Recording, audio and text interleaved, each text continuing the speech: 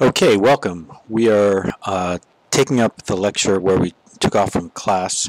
I promised that I would finish this lecture on representation, so that's what we're going to do, keeping in mind that we actually did talk about half of this lecture in class. But I'm going to do the whole thing over again just to make sure that everyone has heard all of the parts, and that's about it. Okay, let's get started. So the basic point of this lecture is to get you to think about representation and to question what is representation, what is real about representations or not real about representation, and to think about how all representation in art is biased.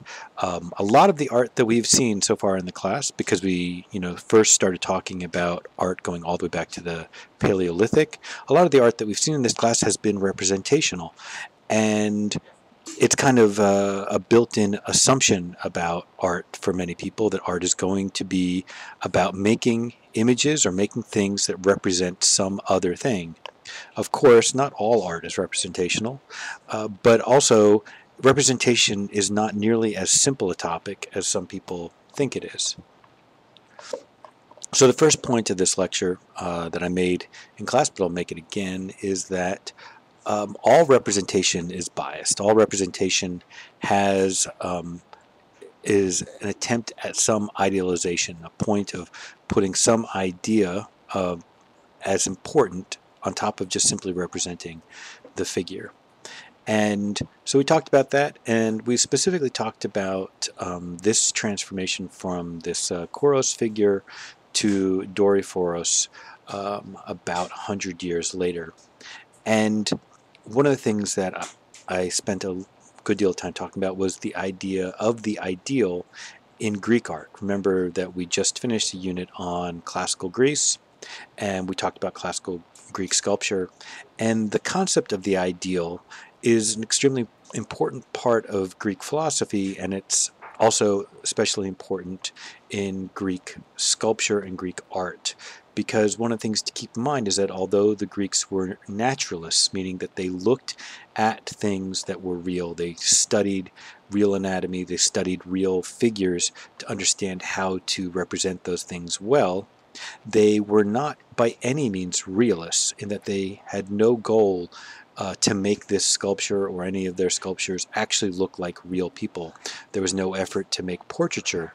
What they wanted was for these sculptures to represent something beyond the real, something more than real, something ideal.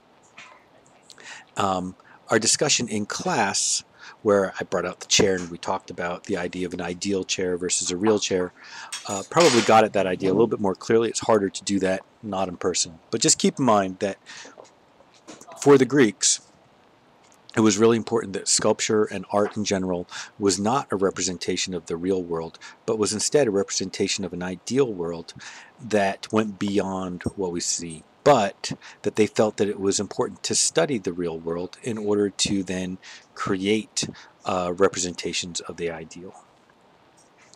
What is idealized? It's a tough question. On the previous slide, one of the things I say is that each of these pieces is idealized in different ways, right?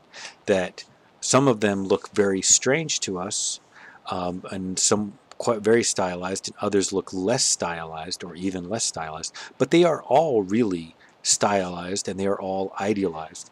There's just a difference of what the idealization is about. So what is representation?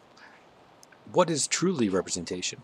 I think we all understand it in a simple idea, and that we understand that when a little kid does a drawing, it's a drawing of a tree, that the tree represents the idea of a real tree, and that makes sense.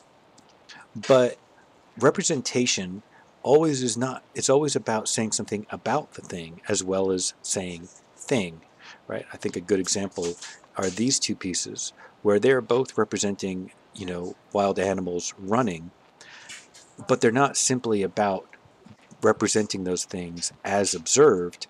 They're about representing those things, emphasizing certain key aspects of them, about their power, about their energy, about their movement.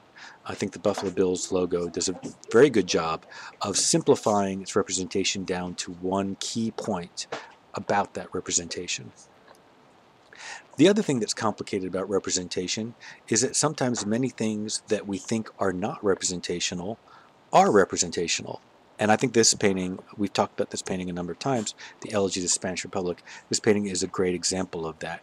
As I kind of covered in class, this was a work, an image that Motherwell repeated many times, both in studies and in prints and in large canvas paintings, over and over again, each time making an image very close to this image that always was titled Elegy to the Spanish Republic. So because of that, because we know that, we can see his working process, we have to know that this image meant something specific to Motherwell, specific to his sense of loss about the death of the Spanish Republic.